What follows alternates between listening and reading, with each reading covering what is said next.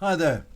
Today's book is in the category of military aviation and it's called Phoenix Revival by Kegan Gill.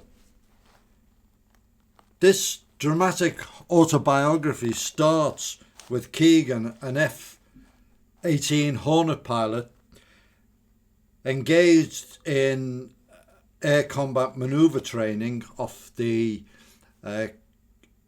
east coast of United States over the Atlantic Ocean when disaster struck.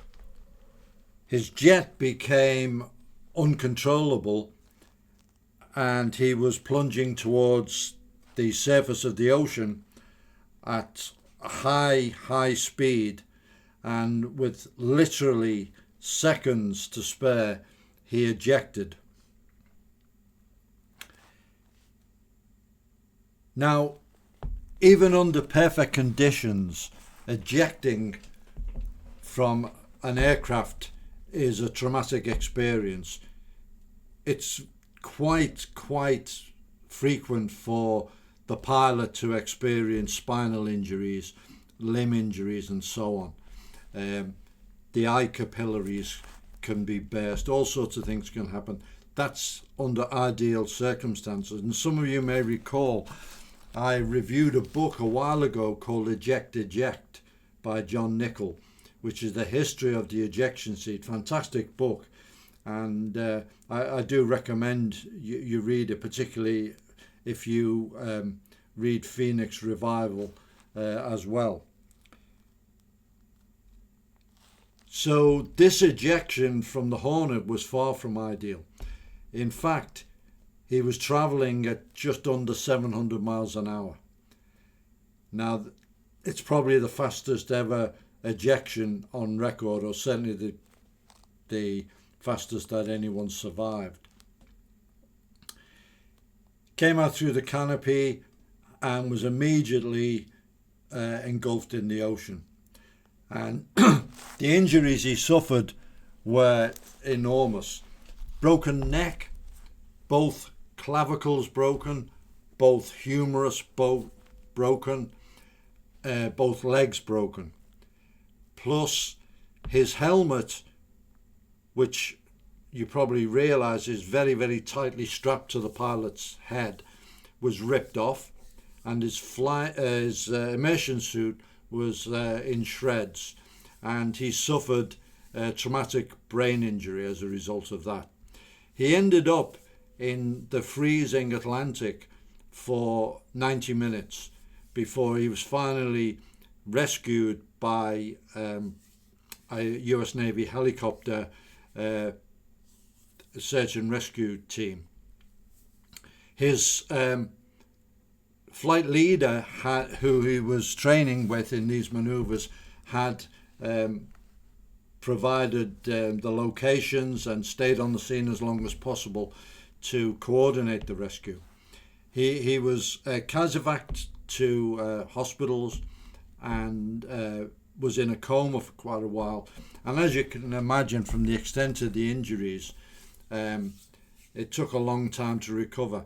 One bonus of being in the freezing water was that it actually slowed down the blood loss. So he was alive when he went to the hospital, and they were able to not only save his life but start the process of repairing all the damage, and then a process of rehabilitation.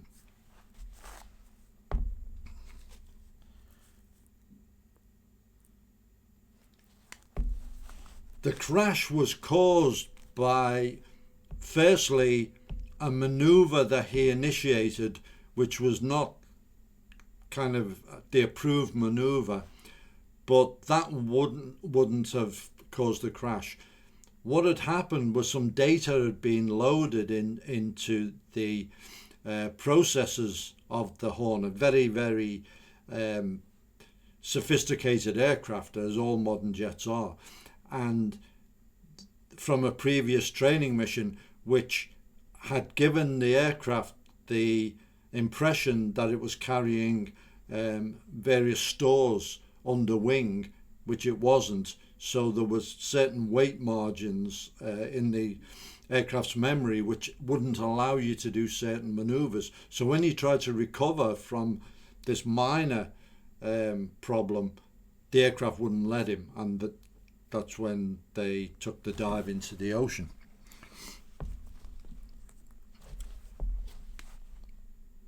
After a long time in hospital, he eventually recovered. Now, in the book, he goes into his childhood. He spent a lot of time in the water, swimming, surfing, that kind of thing. All the usual pursuits, his education and so on. And then his desire to become a pilot. And he entered the US Navy pilot training pipeline.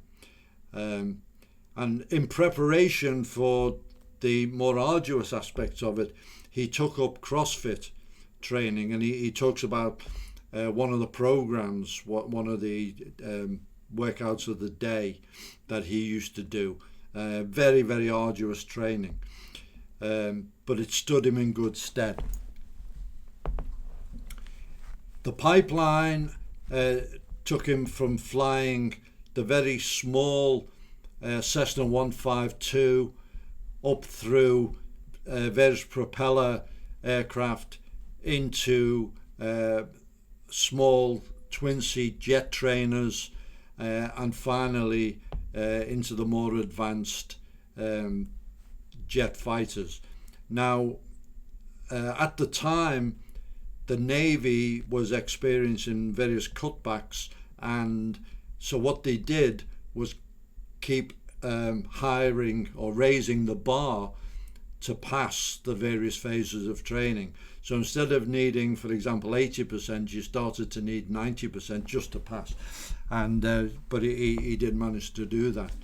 And then he talks about training to land and take off or be catapulted off carriers.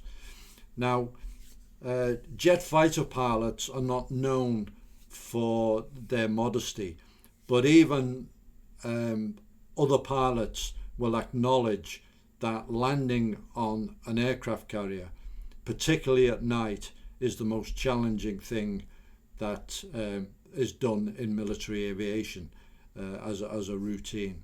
So he talks about it. At first he found it problematic, but then eventually qualified for the carriers. And then that takes us to, he joined the squadron on the East Coast, and it led up to the accident. So his recovery was phenomenal, to the point where he was able to resume flying the Hornet. So physically, he was able to do that. Even though he had nerve damage in his left arm and so on, he overcome it all. Really amazing strength of character if you think about it. But then he started experiencing mental problems. He was losing concentration, which when you're flying supersonic aircraft is not a good thing to happen. And it got worse and worse, to the point where he had to leave and he was medically discharged from the Navy. He went to the VA, the Veterans Administration, for treatment, but it didn't help, and it became worse. He became paranoid and delusional. Now his wife, who was herself a medical professional, was an absolute saint, and not only did she put up with this very, very alarming mental breakdown, and in some ways it was a dangerous one. He readily admits he was a danger to himself and others with these delusions, but she actively helped him.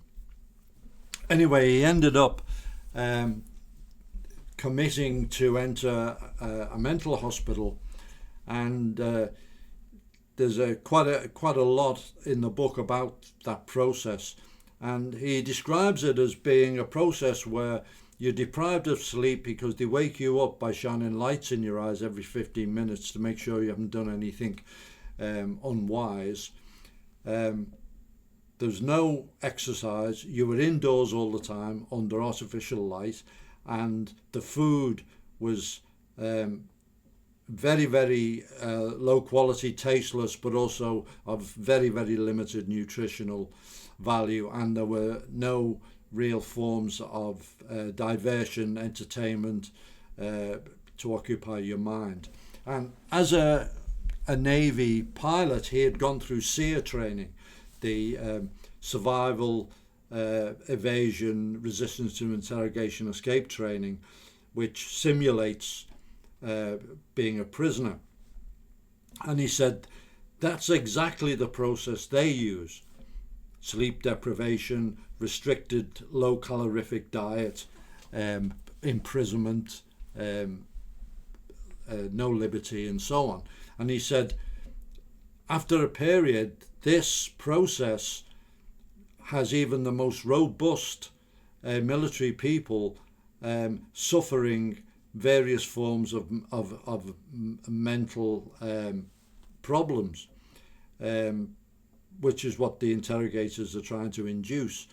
Now, you can imagine doing this to people who are already deeply psychotic. It's a recipe for disaster. And the VA and the people he was incarcerated under, which was a civilian hospital, their only recourse was to pharmaceuticals. The whole process has been captured by Big Pharma, and all the patients are on very strong psychoactive drugs, and if the results are not beneficial, all they do is increase the dose. And Kegan Gill realised that this was no solution, and he actually started forming an escape committee and to get out of these terrible surroundings. He said some of the people who were in the wards had been in prison, and told him that the food was actually better in the prison system than it was in this hospital. But in the event, he managed, and with the help of his family, to be released. And the first thing he did was to wean himself off these very, very powerful drugs, which are highly addictive. But he managed to do that. He sought two main things. One was a better dietary option, and he's very scathing about the American food industry and the ultra processed food, and the fact that corn syrup's used in everything, and the actual level of nutrients is very, very low compared with many couple of decades ago. But the other thing he did was to seek the methods used by Native Americans to restore mental balance, which really revolve around the use of magic mushrooms. Now, obviously, this stuff has been misused over the years, but used for therapeutic uses, many veterans, particularly who suffer from TBI and PTSD, have attested to the value of this treatment. That you don't have to do it for very long. It's a short, fairly short process, gets you through, and it kind of resets the circuits of the brain. And he did find it very beneficial, and speaks in detail about that process. And he came through to the point where he was able to take part in various activities to do with charities helping veterans, and also he took part in endurance events, some very, very taxing and challenging long distance events, and managed to finish them. So with the love of his family, his wife and his children, and his own fortitude, he's got his life really back together. He has engaged in public speaking. He's done several podcasts. I'll put a link to one of them where he was talking to Andy Stumpf. Terrific podcast. And the book, both from the military point of view and the aviation, but also as an indictment of the way Big Pharma has completely hijacked those treatment patterns for veterans particularly, and also his very, very well-reasoned comments about nutrition. The book has value on many levels, and I really, really enjoyed it, and I recommend it.